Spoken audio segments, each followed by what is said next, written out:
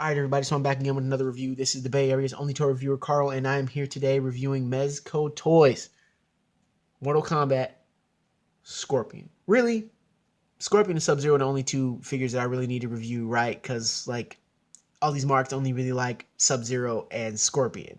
Heaven forbid anybody else like any other characters, right? Because the whole roster is made up of just a bunch of characters, but the only people that anybody really plays is Scorpion and Sub-Zero.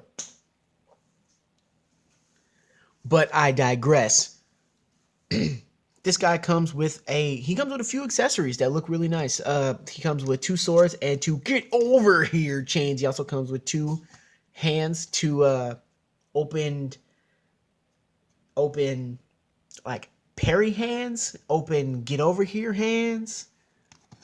But let's get into the detail of the swords here. These swords are nice.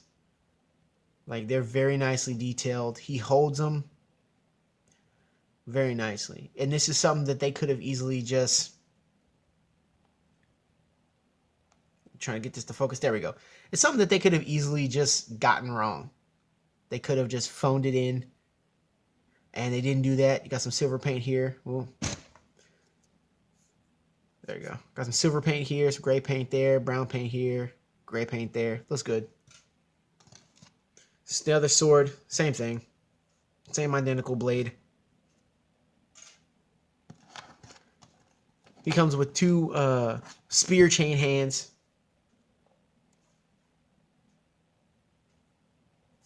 For the get over here gimmick, which I will demonstrate in a second.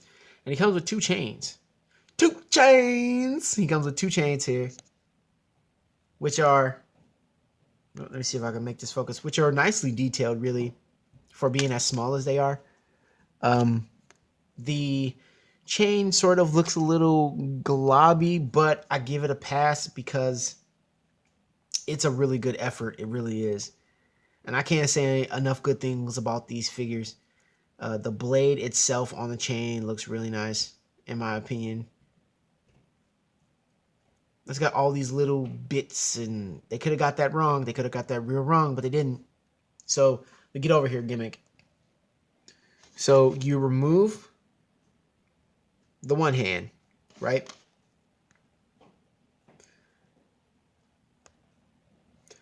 Now, you take this piece, and you slide that on,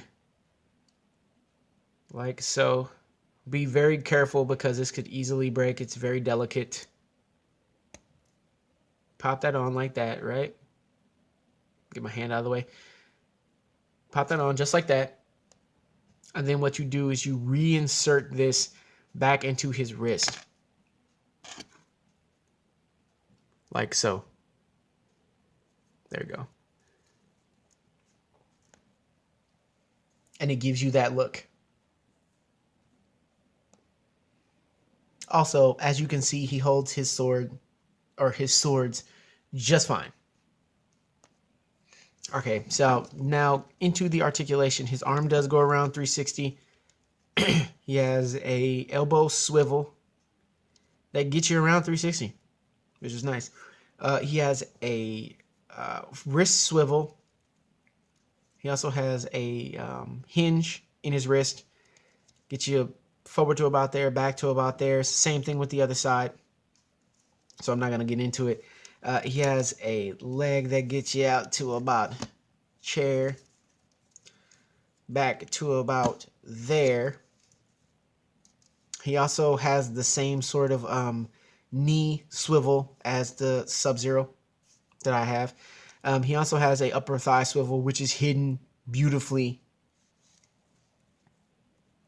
He has a ball peg for an ankle, which gives him an ankle rocker.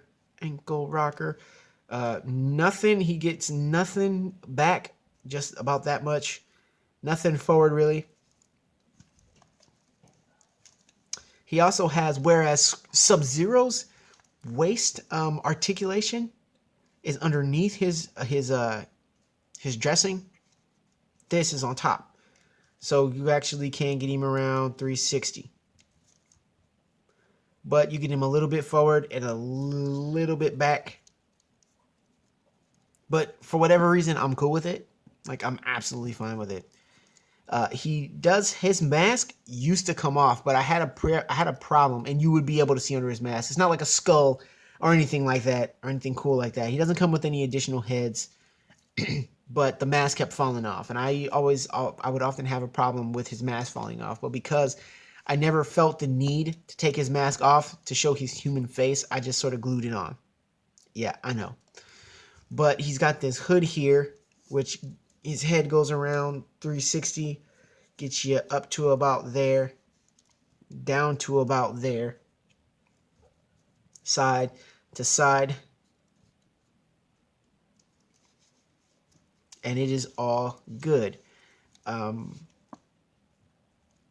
This guy, once again, they knocked it out of the park. If I can steal a phrase. They did a good job.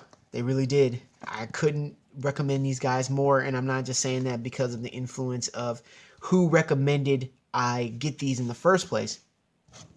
I really do think that they're excellently designed. I think they're very, very pleasing, and they look good on your shelf, and they feel good in your hand. They don't feel cheap. They don't feel like they're gonna break. There's all of these different aesthetics on them, all these different buckles, and if I can make this focus, there we go. There's all these different buckles and straps and all of this stuff that I really, really like. Don't get me wrong. I like bare figures. Sometimes bare figures work. Bare figures, when I say bare figures, I'm talking about figures that don't have a lot of like straps and gimmicks and things like that on them, like a Spider-Man figure to me is like a bare figure. But when you have something like this, when you have a fighter or a martial arts type of character from a game like this, and they took a lot of creative liberties that really paid off. I really like gimmicks like arm straps and buckles and chains, and I like all that kind of stuff. I think that it makes figures like this one look better. They could have just made it look like the first Mortal Kombat game. They could have made it just easily look like those guys and just called it a day, but they didn't do that. They took it a step further with the Mortal Kombat 9 guys, and they really did put a lot of... look at the mask. Just look at the mask and just the level of detailing. I apologize for the glue, but... just look at the detailing they took, the effort that they took, the way they painted the figure to make it look really good. They could have easily, and I will say this often, and I will say this, they could have easily just phoned it in, and they did not do this. They did not do that. As far as paint goes, I know what I like to see. I don't know the intricacies of how painting works. What's a wash? What's a brush? What's this? I don't know that much stuff. I don't know anything about paint when it comes to that, but I know what I like to see. And this is what I like to see. I like the yellow. They didn't, it's not an over-reliance on yellow to make him look super yellow. It makes him look like a ninja. And that is what you want because of who he is, like he's a great representation for the game. And I couldn't be happier with this purchase. So once again, if you are a Mortal Kombat fan, then you will like this guy. You will like this guy. This is, I believe, the 5-inch version of the Mortal Kombat figure. I believe they have a 7 or 8-inch. Don't quote me on that, but they do have a larger one. And as I've stated before, they took all of those details from the larger one, and then they miniaturized them for this. And it works. They pulled it off. And they pulled it off very nicely. And once again, I couldn't be happier with this figure. I'd be even happier if they were coming out with more, but unfortunately, at this time, they are not planning on coming out with any more Mortal Kombat figures. Per this video. I don't know what they're going to do in the future for Mortal Kombat. But I know as a result of speaking to Mezco personally, I know that they have no plans on releasing any more Mortal Kombat figures at this time. I personally would like Smoke, but we got these, and that's good enough. So my recommendation, get these guys.